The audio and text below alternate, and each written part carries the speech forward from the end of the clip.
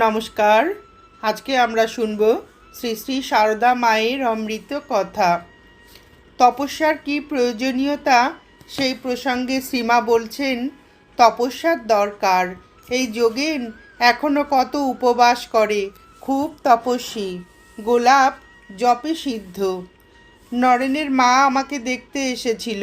নরেন তাকে বললে, এই তুমি হয়তো তপস্যা করেছিলে বলে বিবেকানন্দকে পুত্র পেলে, আবার তপস্যা করো, হয়তো আবার একটা পাবে।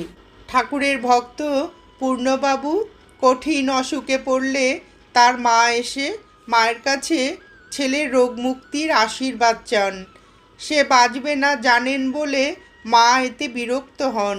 পূর্ণবাবুর মা কাঁদতে কাঁদতে বলেন, মা, আমার ছেলেকে ভালো করে দাও। মা বললেন, আমি কি করব মা, ঠাকুরকে জানাও।